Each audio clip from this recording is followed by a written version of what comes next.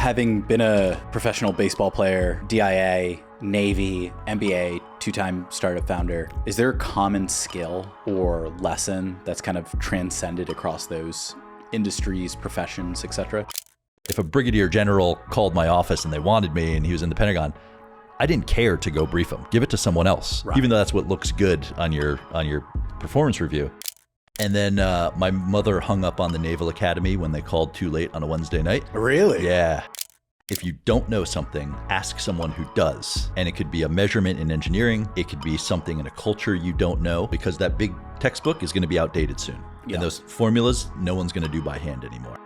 I don't want to hammer this home, so if you don't want to talk about it, we can keep moving forward. But does that not instill fear, but are you actively thinking about that? You mentioned you go up to the mountain, you're worried about that, but does that affect your play? Are you able to drown it out or get into the zone? Welcome to the In the Field podcast, where we speak to veterans, service members, and those in the transition process to learn about their stories. Steve, so great to have you on. Really appreciate it. First question I ask all my guests: when was the last time you had an MRE? Oh, shoot. Probably 6 years ago. Okay. Yeah. How are you feeling? Are you excited to have an MRE? Are you feeling a little trepidatious? Yeah. I mean, there's two options for clearing your system here in New York. It's either Chipotle or an MRE. Yeah. So I've been holding off on breakfast, and I'm really excited for this one. There we go. Yeah. Well, nothing like 12 noontime having some MREs to really get the day started, or I guess lunchtime MRE. So which MRE did you pick for today? I'm in the pork sausage patty flavored with maple world today. Fantastic. And I guess we're going double patty this episode, because I've got beef patty jalapeno pepper jack. Okay. Which I have had this one before. Pretty decent. One thing, and I may have brought this up before, I still don't know why they put the French description on it. Because I don't think the French military use MR. Spanish would kind of make sense. The French one, is that a NATO thing? Is French the second language of NATO? Or? Yeah, I definitely feel like it makes it gourmet. So if you're looking at maple flavored, you think, that's out of a factory. You're looking at sausage de porc savon de rel. Whatever that is, you might have yourself a treat. Sounds a lot better.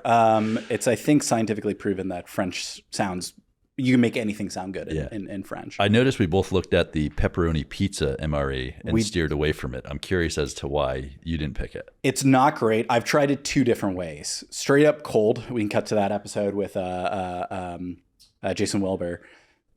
Very dry, not great. And then fast forward, I somehow had an extra one. It's I wonder if because it's not in the normal packet where you can put it in the heater. Yeah. So if I take it out of the packet and put it in the microwave, will that make it taste better? It doesn't melt. It's just a very soft, bready. Pizza is a very light use of the word. Yeah. Does not improve it whatsoever. So both cold and hot, not great. Yeah. You got to stick with the classics. I think I choose a lot of my MREs, especially every 6 years now, based on what I don't think I want to eat over the next bunch of years. So if you've had Thai curry chicken, which I did years ago, it ruins it for you for a little while. Yeah. And you get into the pizza and it's not what you expect. I don't want to be turned off from a lifestyle food like and that's the thing. And we live in New York. There's so many great pizza options here, right?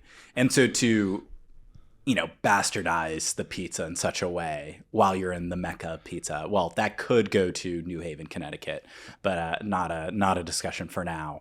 Regardless, it's just skip it, go for something else. Yeah. As we crack these open, I'd love to start out with, what your childhood looked like. We're going all the way back. What does your childhood look like, and when did you start to think about the military as a viable option? Yeah. So I grew up in the burbs of Jersey, right? So neighborhoods, kids playing, cornfields, churches, cows, right? Up and down the line. A lot of folks commuted into New York or Philadelphia. I had a great group of friends, amazing family. I was pretty good at two things kind of growing up ever since I've been 10 or 12.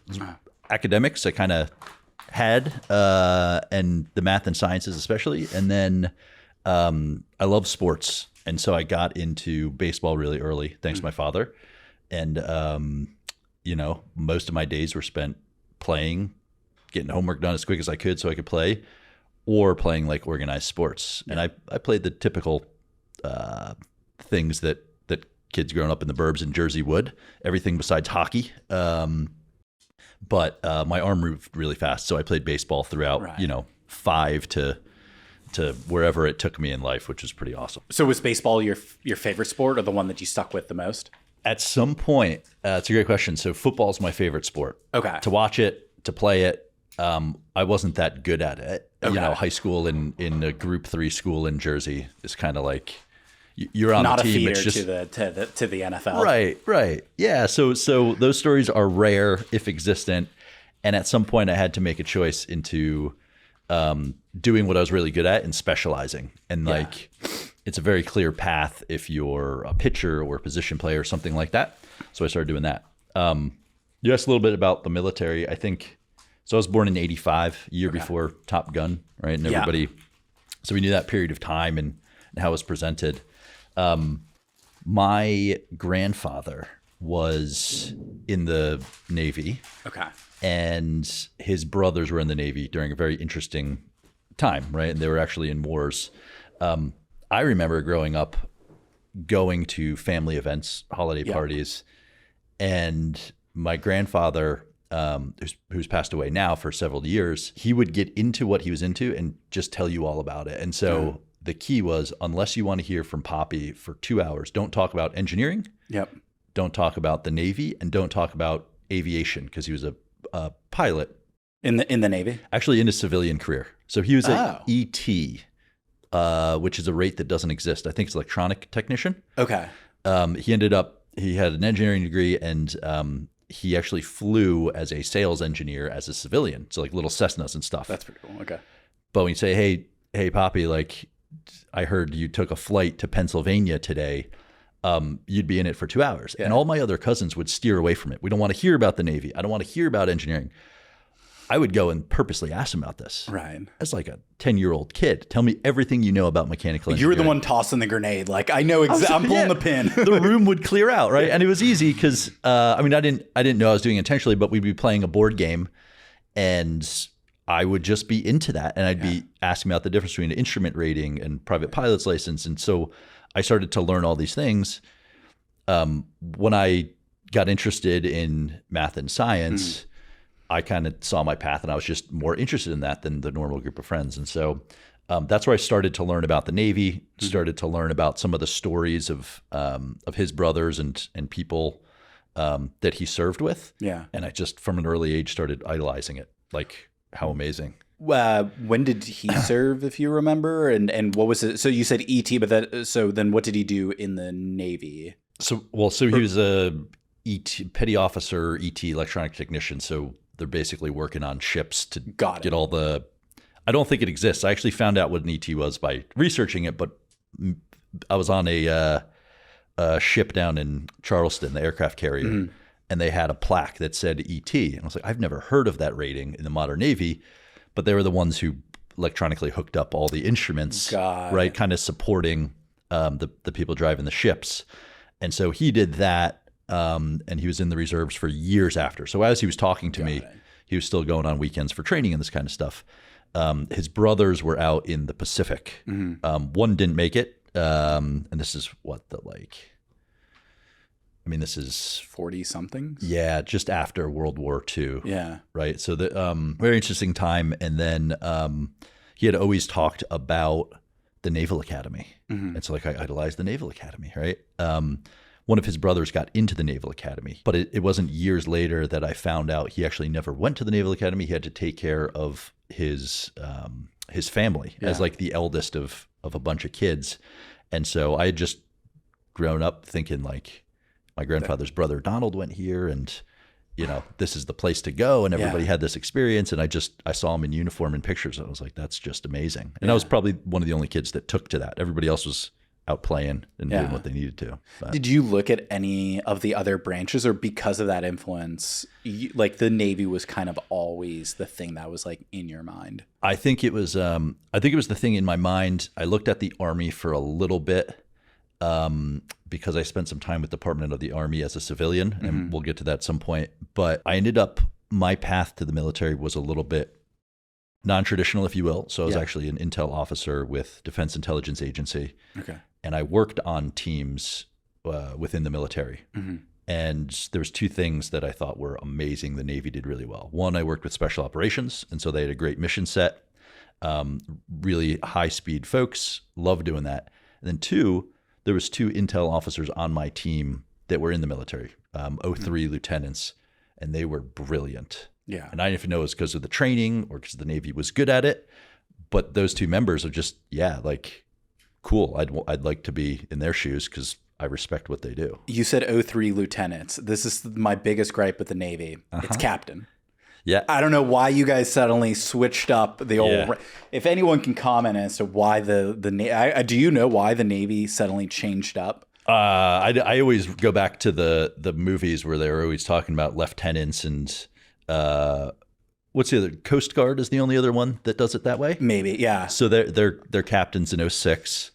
I don't love it. Look, like, unless you're being called ensign for 2 years, try going to a bar and telling a girl that you're an ensign. Yeah. Like, that's a flag, right? Yeah. Yeah, it's also a rank after you commission and everything else. So it's hard getting through those ranks just to get a lieutenant and then all the confusion that comes along with it, for sure.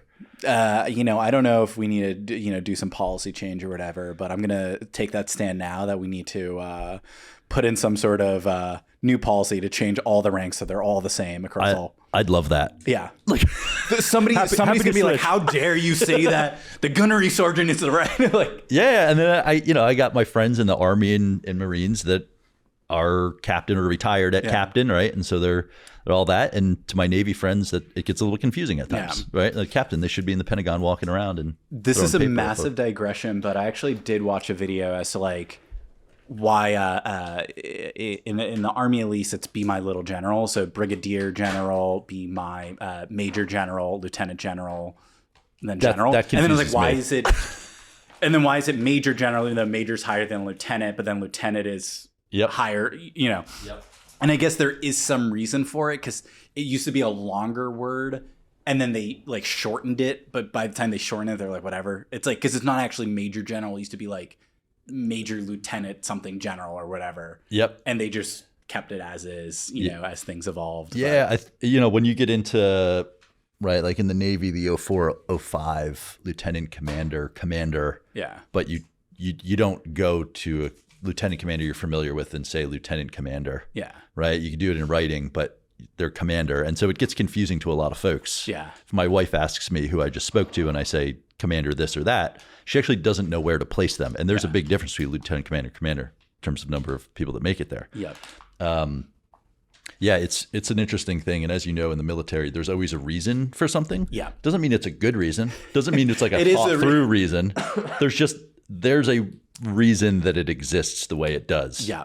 Whether it's right or not. There's a great, I'm going to completely misquote this, but like every industry has their own like lingo, and it's like in versus out groups. Like, so like acronyms in the military, if you've been in, you know them, but even you go into investment banking or startups or whatever, churn and burn and, customer acquisition and all these other things are where if you're, let's circle back around, like there's all these mannerisms and acronyms and things that you use within specific industries. Yeah. And unless you've been in there, and I like the military is just one of them too, where getting into like the military or DOD, how I kind of got started, it's fascinating, right? Like reading a PowerPoint presentation is very different once you know all the acronyms. Yep. And then you laugh at people when they don't know the acronyms, right? Yep. And you're not going to spell it out for them. But in the reserves, so I spend most of my time in the startup land, and then you go to reserves for call it a weekend or 2 weeks or like a 6-week training stint.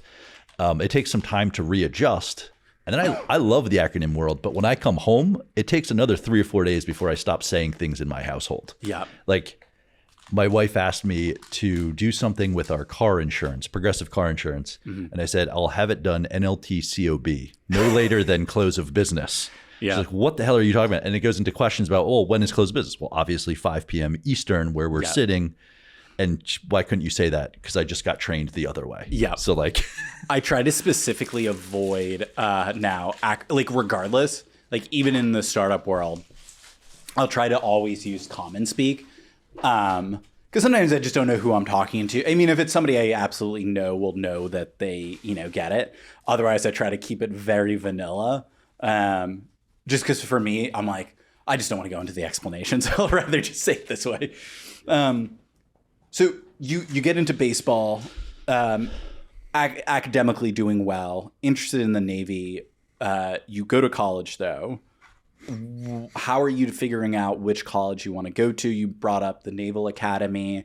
Is that something that's going through your mind? Yeah. So I mentioned baseball because it kind of leapfrogged me into how I got started in the real world, right? After high school. So I was heavily recruited for baseball. I was a right-handed pitcher, throw hard, good SATs. Yep. You get What a are lot your of stats? calls. Can we pull them up? Yeah. So you, man, kids nowadays, you can see every fastball and the RPMs and how much they're curveball. It's not like that because half of my high school career was newspaper clippings. Okay. The other half was like weird scraping tools. But I did have a friend pull up, I went to a prospecting camp called Perfect Game where they, you pitch a couple innings, they prospect you, your parents pay for it, and their job is to get you into college. So like, Got it. Yes, that stuff. If you search, search them up, try to find those stats, pull them up right. Oh, it's this dude with little thin and rosy cheeks, thinking he's all cool, but it's very measurable in baseball. So if I'm a right-hand pitcher and I show up and I throw in high school 90, 91, okay, you're Division I, even if you're not throwing strikes. Yeah. And so it's easy to go to recruiting camps, get that. I had my eyes set on a school in the Northeast. Okay. I don't know why, because there's a lot of beautiful schools that you could play outside at. Yeah. I wanted there to be an engineering program, so that was going to be my path. And I'll just see what the best school I could get into. So I started getting recruited. Naval Academy. I got a few scholarships to places like St. John's, Boston College, Notre Dame, like really great places. And at the end of the day, you get to choose a few colleges that you could take an official visit. 48 hours as a college senior, you go experience the life. Coach takes you out to dinner. And so I had the ability to do that. I did not go to Notre Dame for that. I looked at their roster and they were all like 6'5" All-Americans. So I said, even if I went there, I'll never play. I didn't look at schools like BC or St. John's because they didn't have options for engineering. Even if that wasn't going to be my path, I'd love to have the option to do it. Yeah. And then my mother hung up on the Naval Academy when they called too late on a Wednesday night. Really? Yeah. That was, so there's rules around recruiting. They get to call once a week and it opens up. At that time, it was like on like a Wednesday. So Wednesday from 6 to 10 p.m., you would just be on calls. Actually, the stressful part was getting my homework done in that time. Yeah. A little bit of a nerd there. But I got a call. I still remember laying in bed. My parents' room was next door. Pick up the call. Boom, hang up the phone. 2 days later, I was like, Mom, who was that? He called after 10. You're not supposed to, but it was like 10:05. Yeah. Who was that? And she's like, don't worry about it. A few weeks later, she tells me it was the coach at the Naval Academy. Still an option, blah, blah, blah. I'll also mention my mom has a very different perception of the military than my father, who I was talking about. Yeah. All of his father was in the military. My mom's father was enlisted Army technician and did a lot of stuff. But she saw it as the only option for him because he didn't have many options at the time. And he ended up running a restaurant and working at Bel Air Labs and doing that stuff. So she thought the military was if you didn't have anything else to do. Meanwhile, the other side of my family saying you get a chance to salute the flag, wear a uniform, and do some amazing stuff. And so I took to that, found it to be unequivocally true.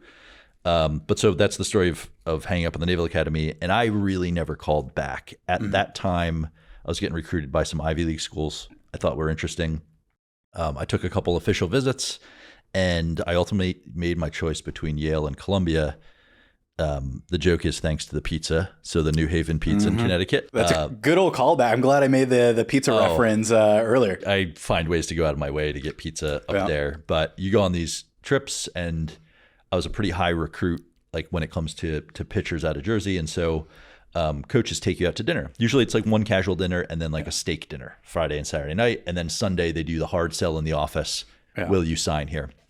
By the way, these schools don't give scholarships. Yeah. Grants, financial aid, sure. They're just letting you in without a 1600 on the SAT back in the day. And so the coach from Yale went up to my parents and said, where would he like? Does he love steak? What's the best place he can do? They're like, honestly, he keeps talking about this pizza he had at Columbia. It was like one of those pizza slice places, big pizza slice for $4. Like, he keeps talking about that. I think if you really want to win him over, you got to take him to like Frank Pepes, right? Or Sally's. And so he did that. I loved it. I didn't care if it cost $400 or $14. I was in my heyday. Yeah. And I loved it. And those visits are just about exploring the team, going to practice.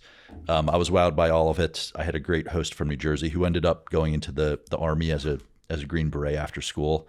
And so I just connected, and it just felt like home, and the other places didn't. So I'm curious as to how many people picked Yale just because of Sally's or Pepes. Do you remember which one it was? Did you go to Sally's or Pepes? We went to Sally's, and it's not my favorite. Really? Yeah. Which one's your favorite? Pepes. Pepes is good. Oh, by far. And they're right. If you're not familiar with the geography, they're right next to each other. Yeah. So you see lines for both. You have to have an opinion is the thing.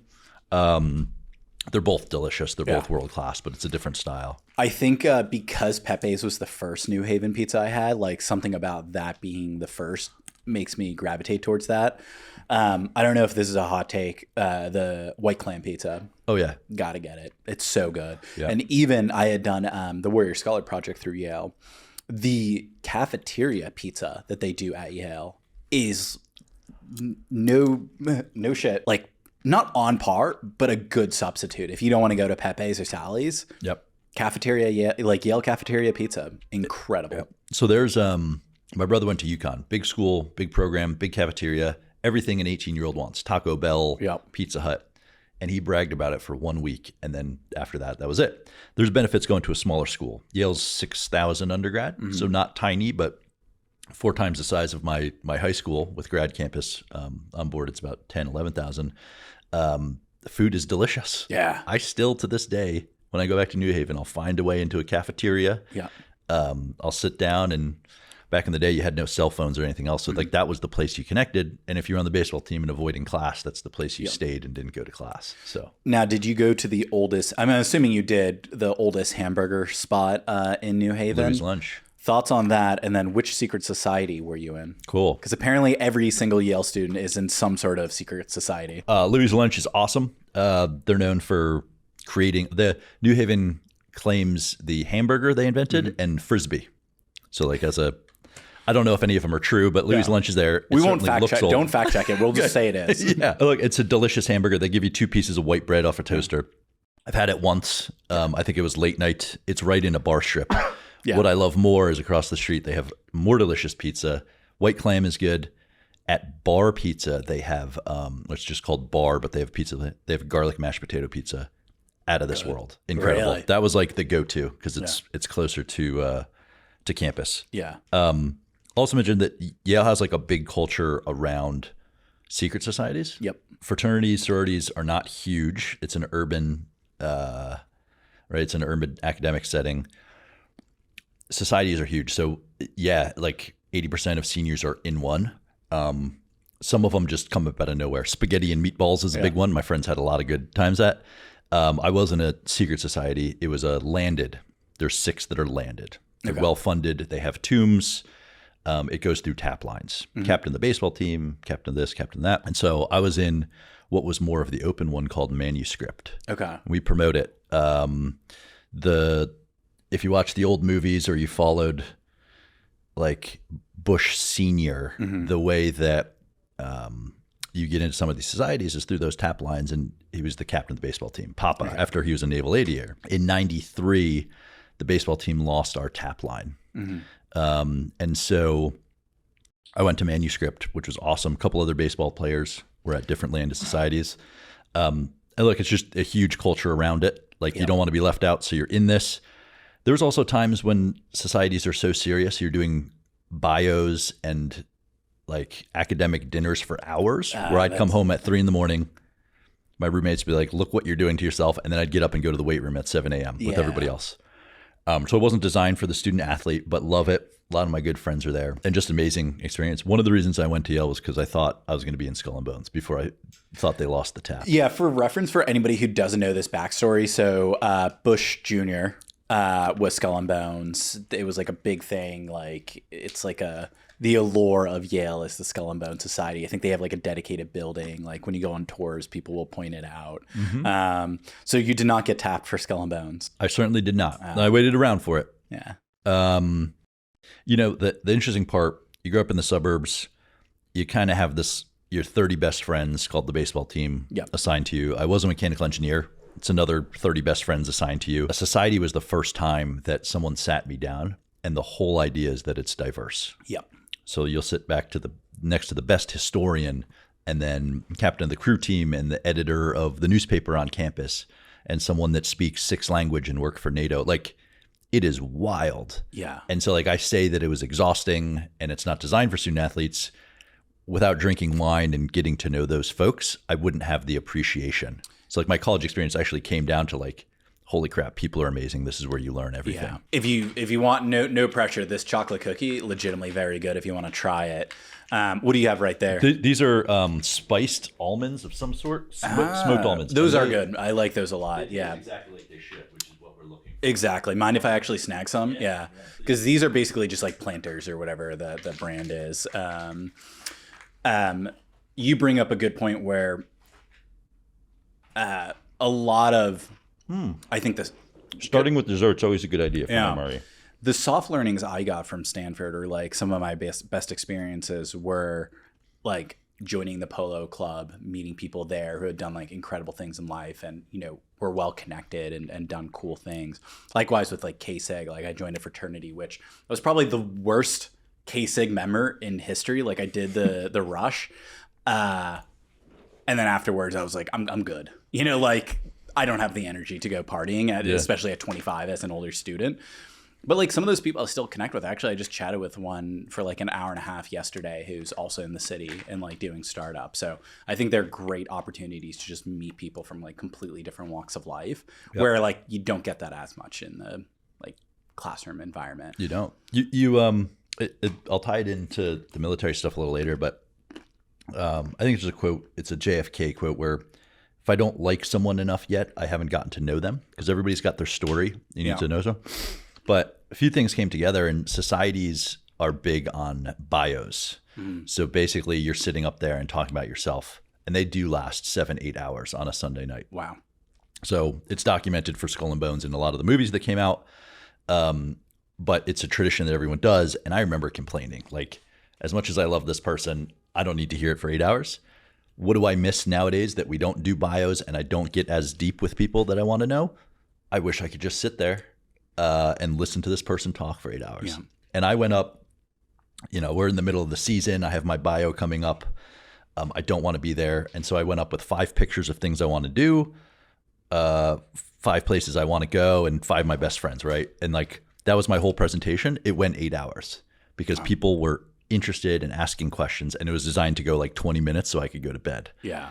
And it's just a fascinating thing. Well, I got a surprise for you. This podcast is actually going 8 hours. We're going the full yeah. 8. In that case, I'm going to need a drink. Yeah. So I was, you know, they supply gin and tonic so you can get through it. We can make that happen. I got Uber Eats. Yeah. At the same time, I loved like engineering and design. So we built like a hybrid car, all this stuff. And I had a very influential professor that once asked the class, if you don't know like what PSI to inflate this tire for based on blah, blah, blah, blah, all these things that we're supposed to be learning, he goes, what do you do? And everyone raised their hand. They're like, well, that's in chapter 7, right? It was all like textbook and academic. This guy was a design professional, one of the earliest on Segway. You remember those Segways that would like throw you around? But research guy. And I raised my hand and I was like, can't we just ask, like, Professor, you know, can't we just ask someone, especially for crunch for time? He's like, that's the answer. If you don't know something, ask someone who does. Yeah. And it could be a measurement in engineering. It could be something in a culture you don't know. Like, that is why you're powerful, because that big textbook is going to be outdated soon. Yeah. And those formulas, no one's going to do by hand anymore.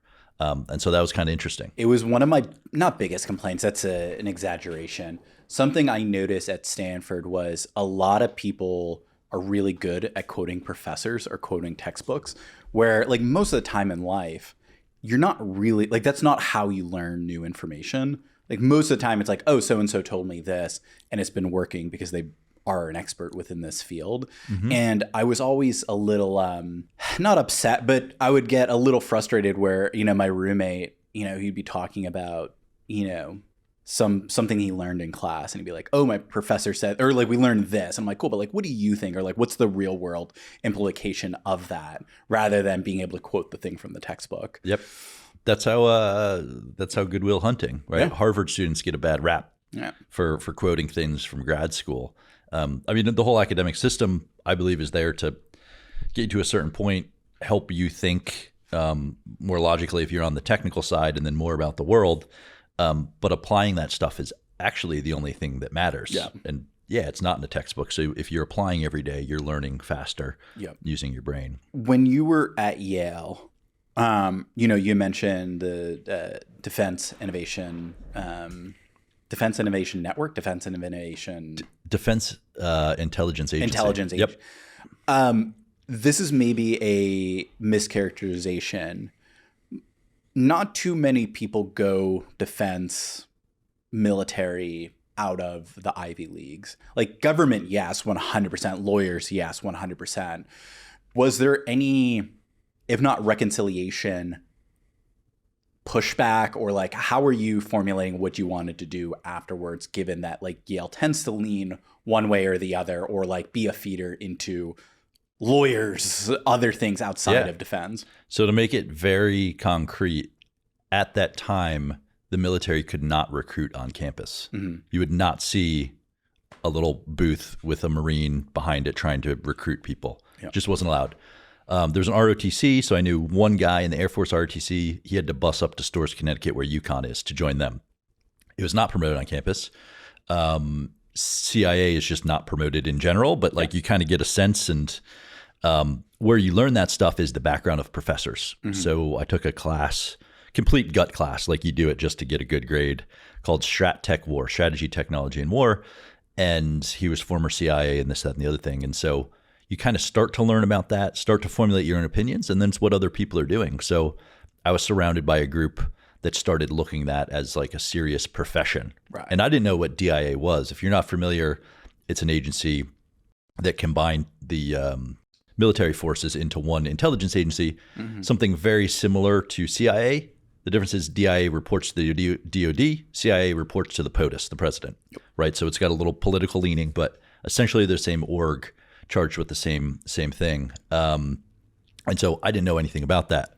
My girlfriend at the time was applying to this thing called DIA, and it was really interesting. We had a friend that was in the Peace Corps that could not do it, and I didn't understand the difference. But I started formulating my opinion around books that I read, professors I thought were really cool, and then what I thought I might be good at. Yeah. And at this time, I still think that I'd be an incredible Navy aviator. Right. That was not my path. But I was literally in college playing baseball, and every summer people would go off to their internships. I would play baseball, and I'd study for the Aviation Selection Test Battery. Were you flying Microsoft Flight Simulator 98 and 2000? I've been a pilot since I've been 3, if that counts for anything. That's pretty cool. Yeah. Favorite plane, and which you still fly, or? No. So I have no pilot license, and it gets into the fact that I probably can't sit still for long enough. Fair enough. The reason I never went to that path is I had a back injury, and that's detrimental, especially if you're trying to do some fast stuff. I just, the logic and stuff behind it was good. I was good at mental math. I thought it was really cool that there's instruments and ratings. I thought the way they communicated was cool. Turns out I probably get nauseous faster than most people out there, let alone pilots. So it wasn't my path, but I still thought I'd be a good pilot when I was 21. When I get a bigger place, because I can't fit this in my New York apartment, I want to get a full-on like flight simulator, like chair, like the gyroscopics and all of that. Yep. Big fan of like not just Microsoft Flight Simulator, but like X-Plane, and then there's another that's like focused on like military aircraft. It's super cool. Flight Simulator, now it's come a long way. Back in my day, and you might remember this, if you just had to use the keyboard left and right, and you're flying a commercial airliner, if you hit right one too many times, you were off angle and there was no recovering. Yep. And so like I don't know if there was a true judge of me actually being good at it, because I was pretty bad at all those simulators, but I'd love it. Yeah. Good stuff. It is really cool. There's now a whole bunch of like TikToker who are like former, Air Force pilot or Navy fighter pilot. And they like have those full on setups and they're in, the things. Like there's a funny thing, Warplanes, World of War, whatever. There's like 2 video games where people have literally got in trouble for like leaking like actual aircraft like schematics. Because they're like, no, in the video game, when it does this bank angle, like it can't actually like hit those tolerances. And people are like, you can't leak that. Like you can't share that information. Like that's not okay. Probably something that maybe you looked into with people leaking that stuff. Yeah. So DIA, is that where you go when you graduate? Or talk to me a little bit about your senior year and graduation. But before that, we going heated or unheated? I'm going heated because I got some sausage patty. And Yep. You got to set this one up for success here. I never try to influence my guests one way or the other, but I am not going to lie. I do get a little happy when they're like, I want it heated. When they go like, I'll take it unheated. I'm like, you sure though? I think I saw someone not heated, and there's plenty of options around here. Yeah. I was looking forward to this, but not heated is not like a question for me. They make it so easy. Yeah. I mean, here's my thing. It's like, I've got nothing to prove. I did my time. Like, I've gone through the gauntlet. I don't need to look tough. I don't need, I'm perfectly content somebody being like, oh, you went heated? Yeah. I'm 32. I do. I'd like that perfect temperature. Yeah. I'm really good at following instructions now that I'm older. Exactly. I slept in the winters of Germany. Don't need to be doing that again. I'll take the Hilton, I had a little bit of a wind-about path getting just there. So still wanting to be a pilot, coming out of school, not exactly sure how to do it. In a secret society. So I was given a job. I was a mechanical engineer, so I had to show up one day and kind of suffer through this all-day thing. And I was offered a job at Sikorsky. They make the helicopters. Okay. So it's a great place to be a mechanical engineer in Stratford, Connecticut. And it was all contingent upon whether I got drafted for baseball or not. Got it. So I knew I was going to get drafted. I got drafted. So my first real job was professional baseball. Wow. Who did you get drafted by? I was drafted by the Tigers. Okay. Yeah. Go. I don't know anything about Tigers. Not Cincinnati. That's Detroit. Detroit. Yeah. Detroit. Oh, I do know that. It's the white D, like the very artistic. Yes, my friend's like he has a tattoo of it actually. Oh yeah. His name is. Yeah. He's got the D. Yep. It was awesome. If you think about like when you get drafted out of a season, like in college or in high school, you're showing up to the middle of a professional season. So everyone goes to Florida or Arizona for the spring training facilities, do all the medical checks, and then you get into a league. My first league was a short season A ball. So it's only 80 games because you've already played 60 in college, right? And so just a summer league through like the playoffs. And it was actually the one around here that the Cyclones are in, Staten Island Yankees when they existed. And I was on a group called the Oneonta Tigers, which has since changed out. But so my first professional job was signing that contract and going. How did that feel? Like, did it feel like a culmination of your life experience or? Yeah, a little surreal. Draft day, I wasn't a first or second round pick. Right. I had graduated college, so you have no leverage and you're not expecting a huge contract. I was playing basketball in the backyard, waiting for someone to call me.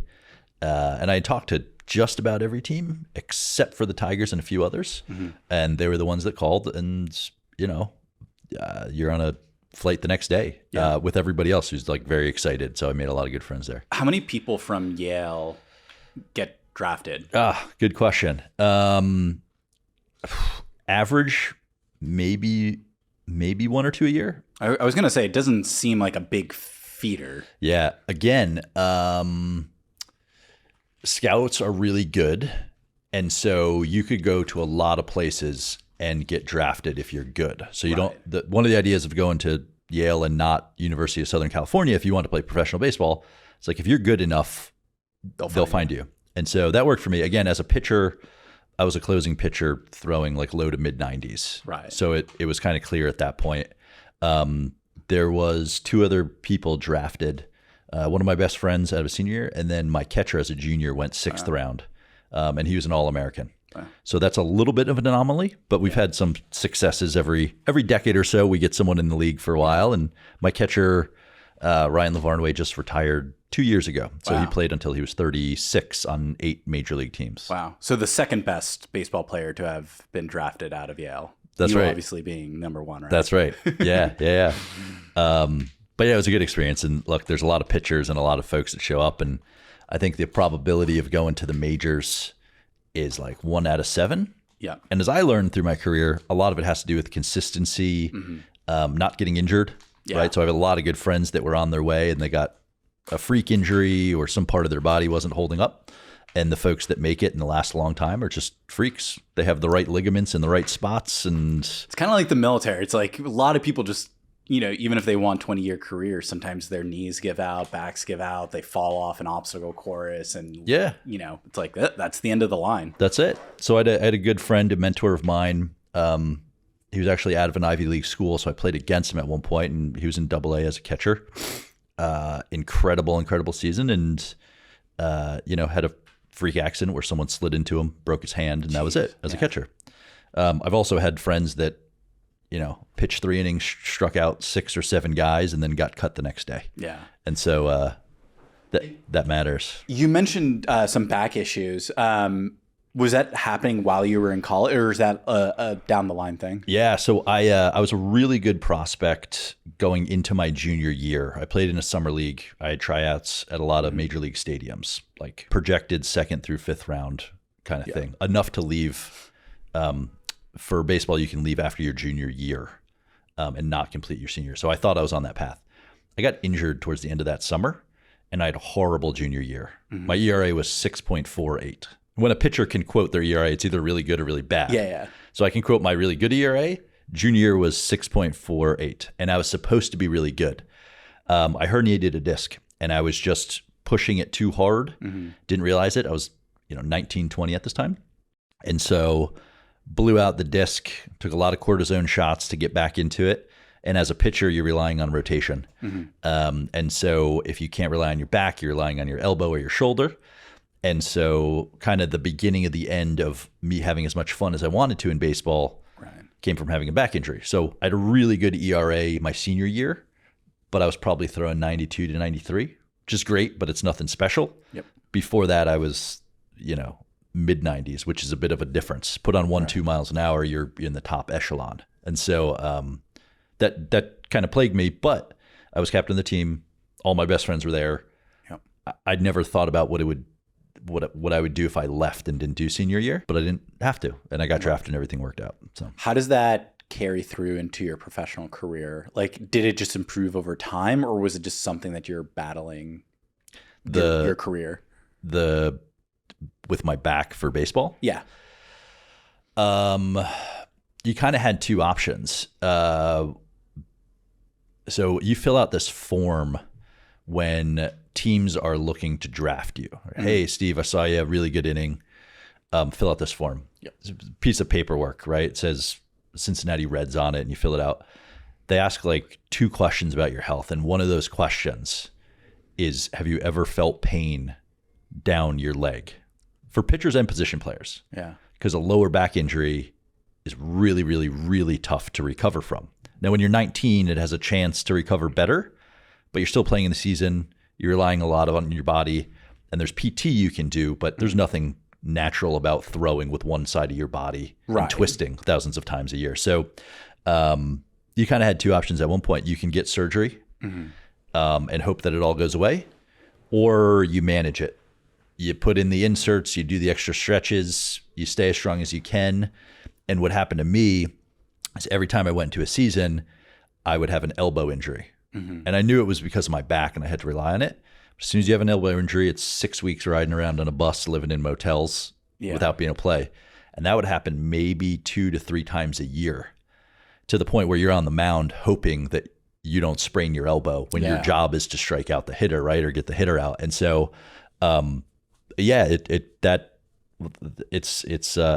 it grounds you. And I didn't go get the surgery because I thought I could manage it, but it's definitely a different way to play. I don't want to hammer this home, so if you don't want to talk about it, we can keep moving forward. But does that not instill fear, but like, are you actively thinking about that? You mentioned like you go up to the mountain, you're worried about that, but like, does that affect your play? Are you able to drown it out or get into the, the zone? Yeah. And I guess I'll preface it with this.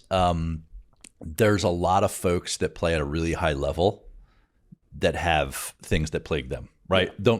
No one in the Super Bowl is 100%, right? Yeah. So part of being a professional is the mindset and getting in and doing what you have to do. I had mentioned a little bit, my ERA senior year was 1. Mm-hmm. 1 flat. I never lost my senior year. I never blew a save my senior year. I let in 3 runs over 27 innings.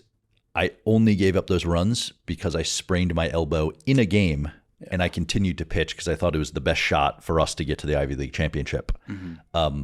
So no one scored off me when I was healthy. So there's a mentality to it, but also I wasn't hitting 95, 96, right? So if you're a scout or you're a team and you have 2 sets of ERAs and this guy's a good professional and this guy's a good professional, you know who's going to get a better chance. It's the guy hitting 96 as opposed to the guy throwing 93 that can spot it really well. And the cream does rise to the top in professional ranks, but I just couldn't stay healthy. And so the season that I left, I was in spring training. I had a 0 ERA over like 8 or 9 innings. I made the team that I wanted.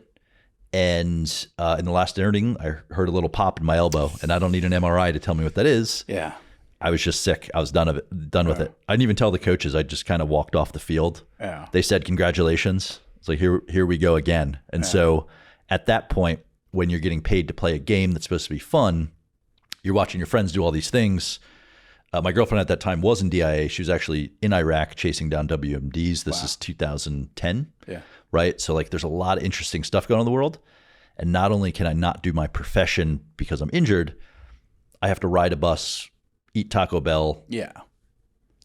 Like that's your purpose in life, is to just wait out an elbow injury. Yeah. And so, I never shook it, but there's plenty of people who have and stayed on that train. And professional ranks, you have to get lucky at some point anyway. Yeah. And so I wasn't willing to kind of see it through the next 5 to 10 years. Well, it feels like, and I mean, I've never played a professional sport. I barely, did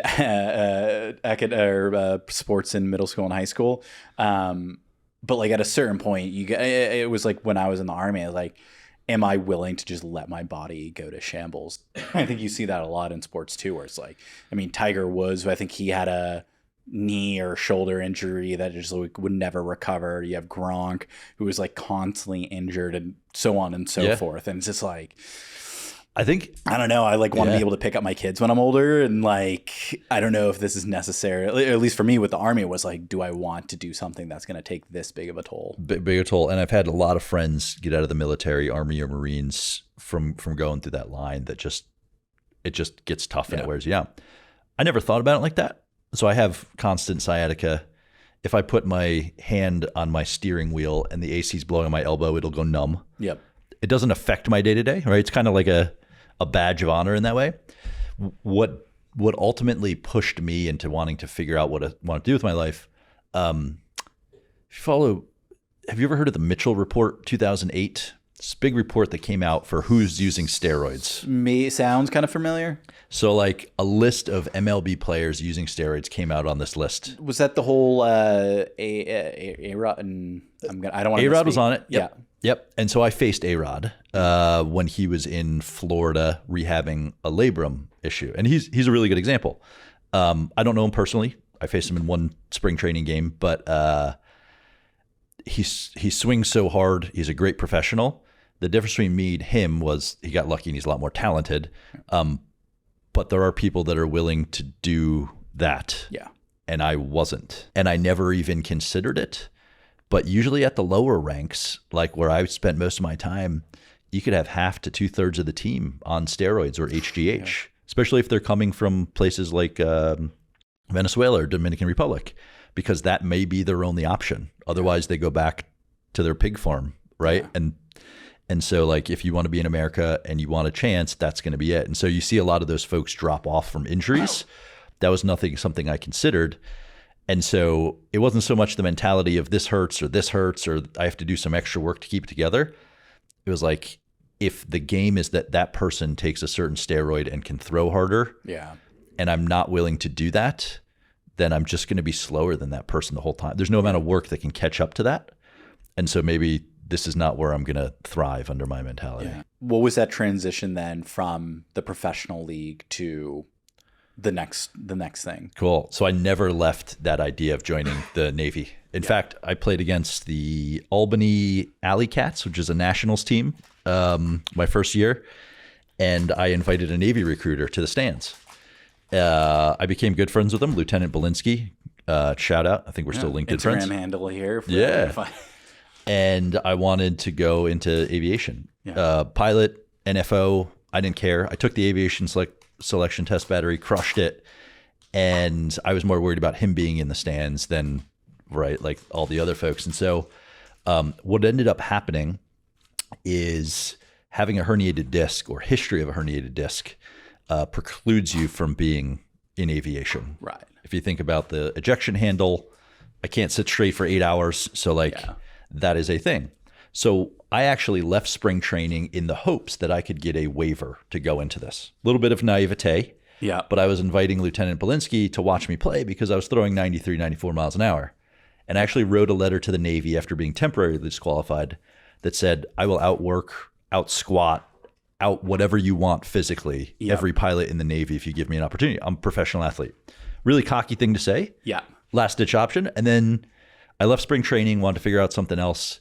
I was convinced I was going to go to OCS, the Navy route, to be an officer, and then to flight school, and I got permanently disqualified. I understand that, I guess. So what I did was I took a temporary job with Department of Army as an engineer. I thought that was cool. And then I worked to figure out what else I could do in the Navy. So after spring training, the next fall, I was going to go in front of a board to select for OCS under intelligence officer, SWO, or SEAL. You can have 3 designations. All of those I got waivers for. Fantastic, right? As long as you can do what you need to do, back injury doesn't matter so much. A week before going in front of the board, I broke my leg playing flag football. Man. No regrets. But I did you win the game? Game did not end. Okay. Game ended with my buddies carrying me off. Yeah. Like, everyone kind of walked away. I had surgery. It was a 1.5 year long recovery, and I'm back to where I am. It's my strong leg now, but I had 6 bolts and a big plate in there. Anyway, I could not go into the military at the time. In fact, the way the plate was in my leg, I could not wear military boots. So it was not an option. I also could not run, and doctors told me I could not run. Right. So my other path was, well, if I'm going to figure out how do I scratch this itch, and so civilian intel officer was how I did it without the uniform. Fast forward all this time, because I was in that engineering job with the DoD working for the Army, I was able to transfer into DIA because it's under DoD as opposed to CIA, which is independent. So I kept getting promoted in that time. It was a really great fit for me. Pay grade? So I started at a 7. I got up to a 13 by the time I was 26. Got it. And so I was probably like a 10, 11 going on 12 when I was going into DIA. Nice. Technical folks go really fast. Yep. And then there's kind of a hierarchy when you get into intel. Yeah. But I retired at a 13. Okay. So anyway, I did that. Come back, later, my leg recovered. Because of my background, I knew what PT to do, and I figured it out. It sucked, but I figured it out. I can run. All of that's good. So I ended up joining the Navy as a reservist through the Direct Commission Officer Program. Okay. Because I was intel, because I was a 13 and I had experience and a clearance, they basically ushered me in. How long was that between DIA and then joining the Navy? And at any point, it's not like it didn't scratch the itch, right? You go the DIA route. It's you got a GS, pay grade, you got good benefits. You're kind of on par with officer pay at that point, right? Why not just kind of keep going? Excellent question. Without, with whatever you can say. No, yeah, it was interesting. Just kind of reflecting on it. So, I love what I did. I was all counterproliferation. So WMD, stopping the shipments going to where they need to. A little bit of business, a bit of engineering, right? So SRBMs and different types of weaponry that you need to be technical to understand. I love my path. I did a stint overseas between 2 embassies in Cairo and in Abu Dhabi. There I linked up with a SEAL team and I had an absolute blast. So I was a civilian intel weenie from DC in the eyes of this team. But because I had an Ivy League degree and because they got to know me as a baseball player and everyone just wants to talk about baseball and the Tigers of that time, they kind of accepted me, and then I proved out what I could do really well. So I decided actually as that was happening that my path was either going to be further in, which meant CIA for the human route, human intelligence, or to go back to business school and maybe see what's out in the private world. Right. And if I didn't like the private world, I'd just go back. But I have a business degree. That was the idea. I'm not saying it was the right thing to do, but it was a concept. That was the concept, right? Without knowing how expensive business school is, sounded like a good 2 years. And so I was actually in Abu Dhabi on Sassanakal Island doing counterproliferation with SEAL Team 2, had an absolute blast, realized that I like that a lot more than briefing people in the Pentagon. Yeah.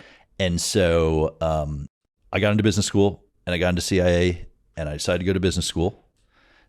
Same logic, right? Like kind of risk adverse, but like if I go into business school and I don't find a better path, I'll just go back to CIA, sure, right? And I'll train up and I'll do whatever. In the year before I went to business school, so you get in November and then you go the next year, I worked only with SEAL teams and I freaking loved it. Yeah. And here's the thing, hashtag career advice, because I loved it, I was really good at it. Right. So if a brigadier general called my office and they wanted me and he was in the Pentagon, I didn't care to go brief him. Give it to someone else. Right. Even though that's what looks good on your performance review. I wanted to go hang out in Virginia Beach. I wanted to go right on 30-day pumps across seas to stop shipments. And so I loved it and I did that. And so that itch got stronger because I found my niche in being the intel weenie in special operations, which is the impact that I wanted to make. And, you know, I wasn't on a see how my career goes and what I get paid kind of track. I was on the impact track. And so I joined the reserves having that network so that I could maintain my clearance, wear a uniform, which helps a lot and when you walk into rooms and stuff like that. And so that was happening in parallel when I decided to go to business school and actually leave DIA.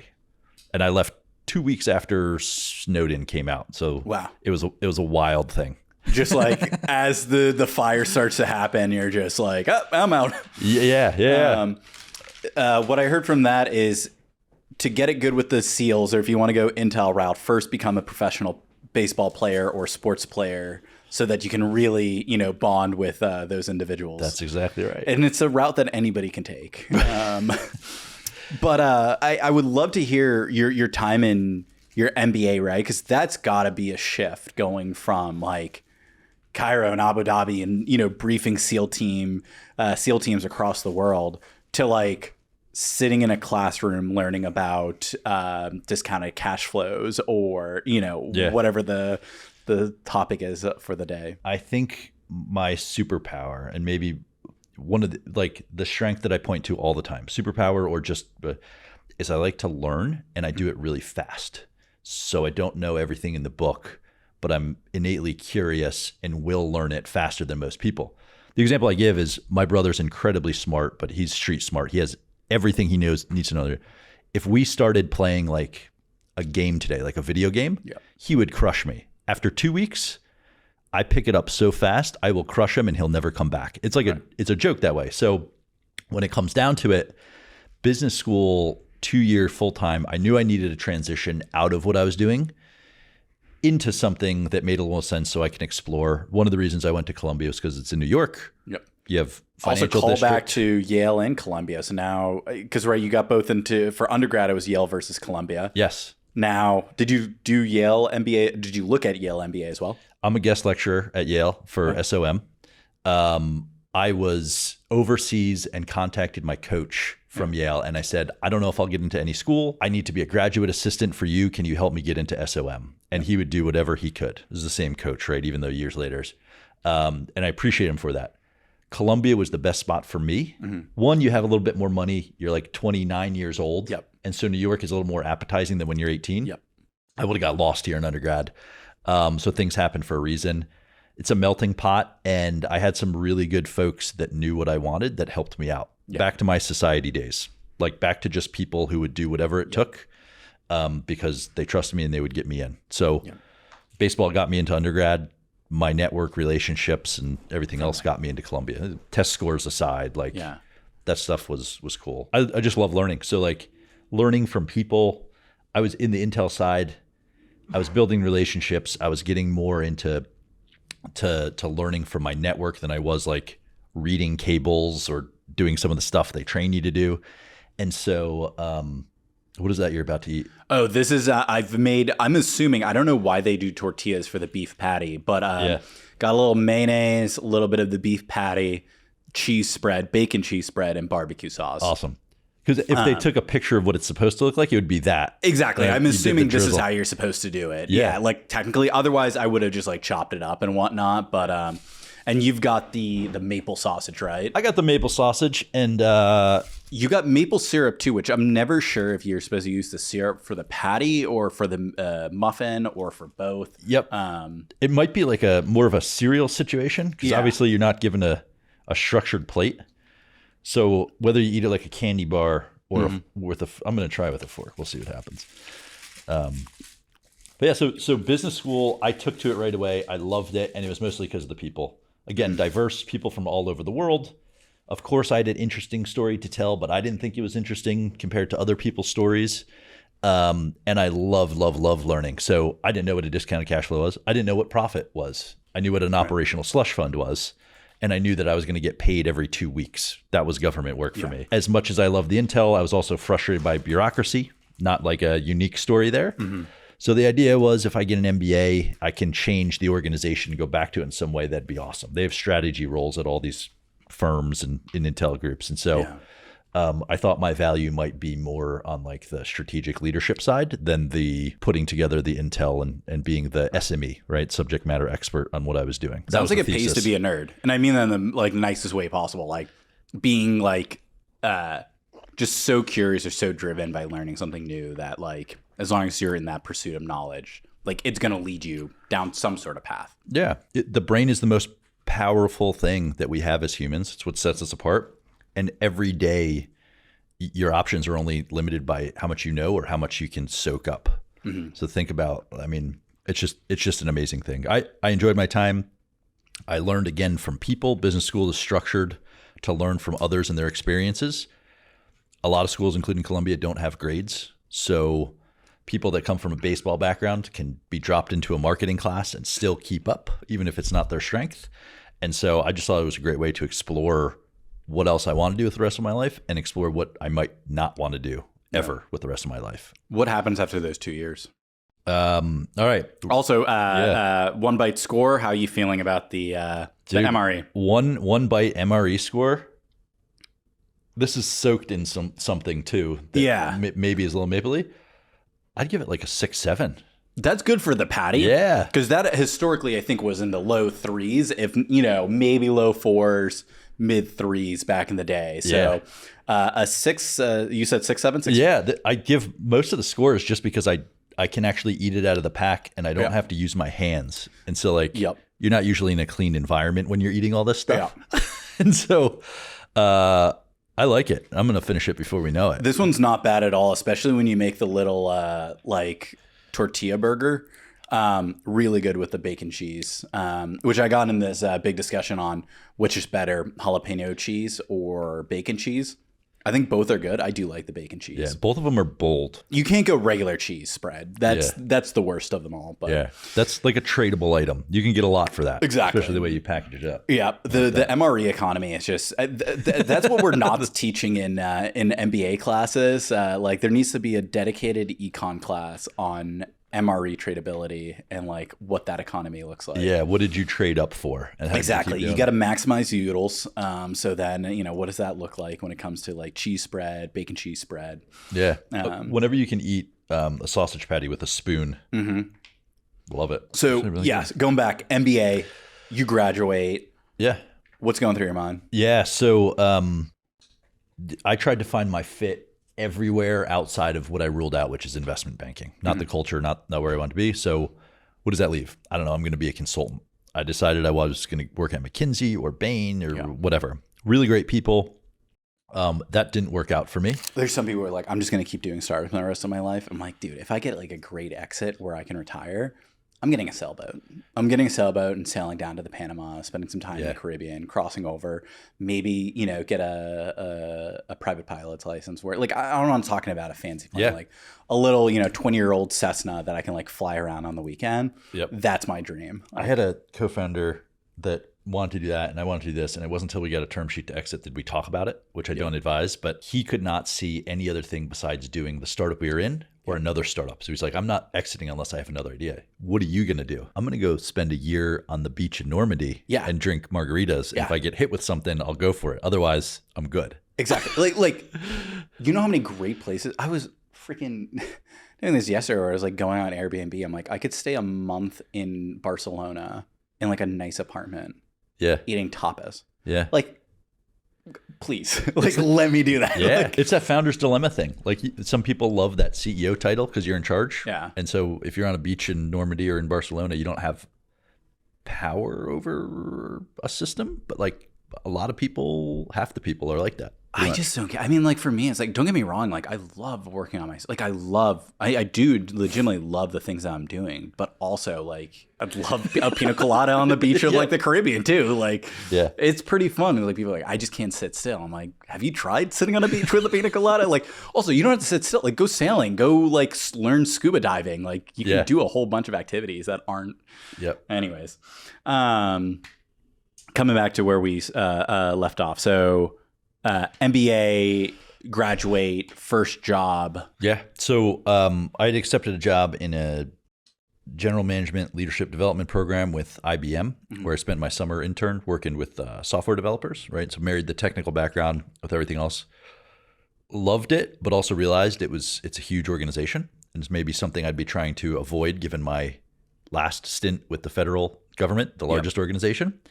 And so I worked my butt off my second year when most people are cruising in business school, as they should. But I spent all my time in and out of class working on a startup idea. And I ended up, upon graduation, calling IBM, said, I'm not coming, and launching my first company here in New York, like the day after graduation. I was just too excited. So we had to get into it. What was it called and what did it do? Blockparty basically serves live sports and music events with elevated hospitality. So we found a little niche in Division I football tailgating. So we own the commercial rights to provide tailgating services, packages, and things like that before games. And then the other half of the year, we'd work with amphitheaters. And so you can upgrade on Ticketmaster from general to the Blockparty area. And so we had a blast. We didn't know all that stuff right off the bat. It was a big mystery, but we signed a $500,000 college deal with a college down in Dallas to do some vendor type services for their tailgate. And that's kind of what gave me the confidence, raised a little bit of money, paid myself minimum wage, and told IBM I was not coming for the foreseeable future. How do you figure that out? Like, was it just, what are the things I enjoy, serendipity, a light bulb moment, or just trying to follow some breadcrumbs? So it's definitely, the passion for what you want. It's hard to piece together like on a algorithmic sense, but combination of idea, and in this case, who you're working with. So it wasn't my idea. It was my co-founder and CEO, Adam Ward's idea.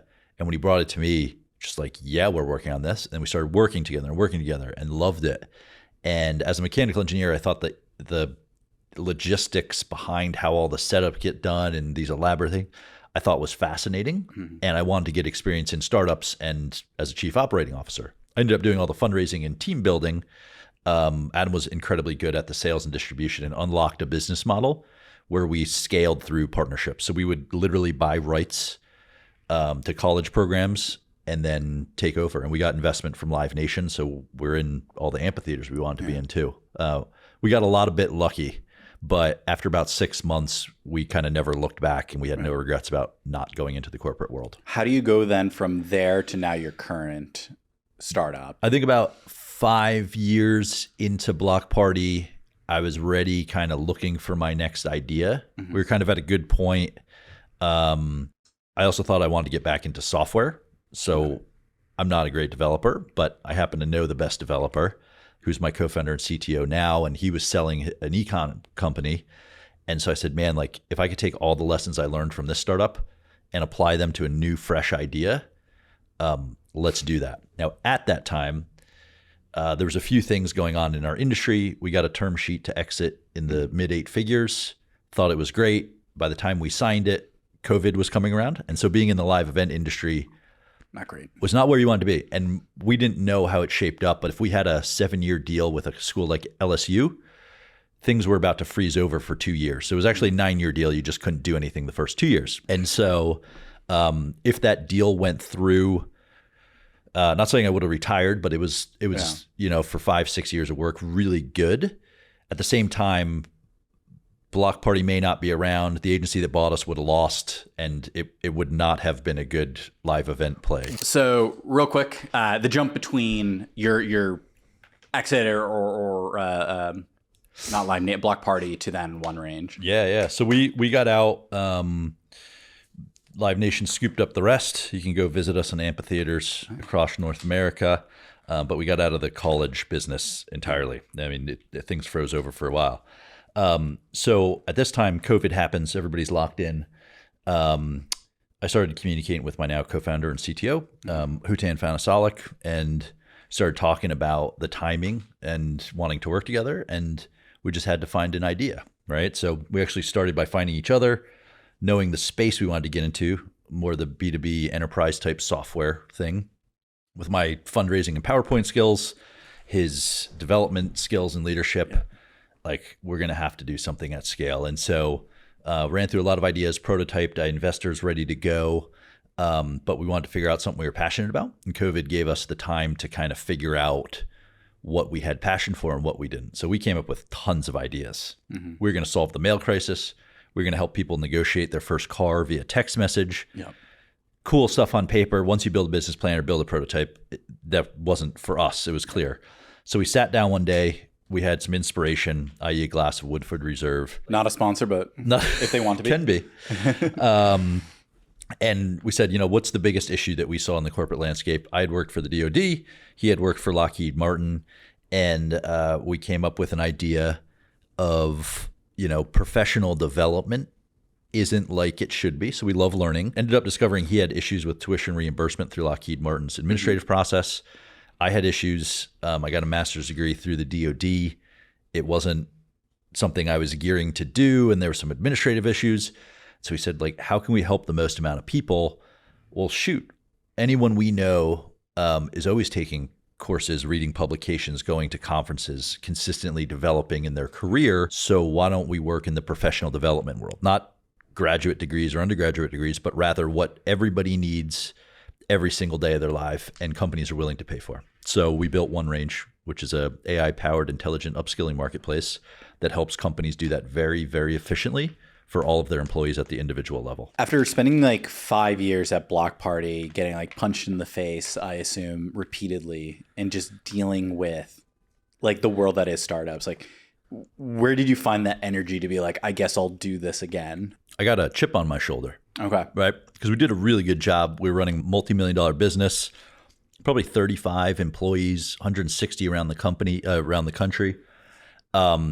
I had something to prove. Mm-hmm. And if you're close to me, whether it's on a sports team or in a classroom or in a professional setting, if you tell me that I can't do something, or I'm going after it. Yeah. And so if you say you can never beat this team, I'm going to make it my mission to do it. And that gives me a tremendous amount of focus and motivation. And so getting close to the exit I wanted was great, but man, I'm so much smarter than I was when I started Blockparty.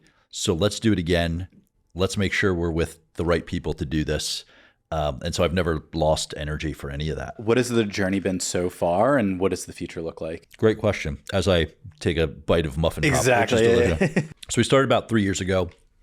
Immediately, we believe we cracked the code on what was an insight of ours, in that corporate learning and skill development has to be driven by the employee if it's going to help them. Kind of makes sense. They're the ones learning, but companies have to sponsor it. So the first product we ever put out into the world was basically a tool that let employees choose what they wanted, and let companies approve it, and then track the data, spend, skills, and everything going along the way. and the usage was out of control. We've never suffered from employees knowing what they want and getting it through our platform. Fantastic. Unit economics, product, all of that good stuff.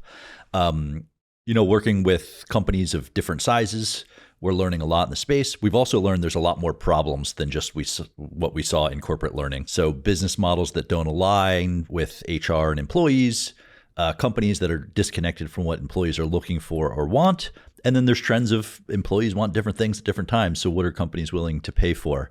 And that's what energizes us, right? That's the challenge in cracking that code. It's just as much product as it is distribution. And, as a second-time founder, like, distribution is the key to a lot of this, right? You have to be good at the product, but we're so focused on distribution. And so we're trying to get our product to scale. We've been lucky enough, Hootan and myself, to hire from previous companies that we've built. Yep. So our team are all people that are transitioning into our industry, software technology, but we've worked with as humans in the past. Mm-hmm. So we're very proud to do that. And it's a very good way to start a startup. Having been a professional baseball player, DIA, Navy, MBA, 2-time startup founder, is there a common skill or lesson that's kind of transcended across those industries, professions, etc.? I don't know is that there's anything that would be labeled as a skill that kind of there's that. I'll go back to, like, learning is very innate. Mm-hmm. From birth, you have this desire to learn, right? It's kind of the business model that we're running right now because we believe in it so much. But what energizes us is challenges, and what challenges do is they breed opportunities, but only if you're quick enough to learn about what you have to do right. So de-risking and finding the needle in the haystack for a startup based on statistics, basically how fast can you get up to speed and do what you need to do and get out of your own way. And so I think anybody on our team, we're in an early stage startup, to be really good has to be energized by the fact that there's so much to learn out there. Mm-hmm. And execute on, that's why you get up every morning. Sure, we want to empower people. Sure, we want to make companies more efficient with their learning spend. But at the end of the day, if you ask me why I wake up, it's because I'm going to learn so much today because there's so much opportunity, so much challenge, and, like, there's so much room to grow personally and professionally. I was going to ask if you can still throw a 92-mile-per-hour fastball, but we'll leave that. Yeah. I joined a over 39 league. I'm 39. And so I go out and I throw as hard as I can over the summer. Yeah. And I close games. I don't throw like 5 or 6 innings. I throw, and everybody believes I throw 92. Yep. And that's the important part. I've never actually been on a gun. Yeah, I mean, you don't. As long as people believe it, that's all that matters. Belief is half the battle. Greatest compliment that someone gave me is an umpire came up to me after the game and he goes, you're really polished. Like, your ball has movement. You're on the corners. It's like, yeah, I did this for a living for a while. And he goes, I'm at all the best schools and I see the best pitchers and you're blowing them out of the water. Yeah. Now, I thought he was talking about college. Yeah. This guy's a recreational thing, but he had his stuff together. He was talking about high school. So I could probably be in the top echelon of high school pitchers today. I like if he would have been like, you ever think about going pro? Yeah. Like, maybe looking at Division I baseball. Yeah. I've thought about it. Yeah. But I have fun doing that. They welcome me back, which is cool. That's awesome. Well, again, thank you so much for being on the podcast. Really, really appreciate thanks, it. This has been fun. We'll have to have you on again. So thank you.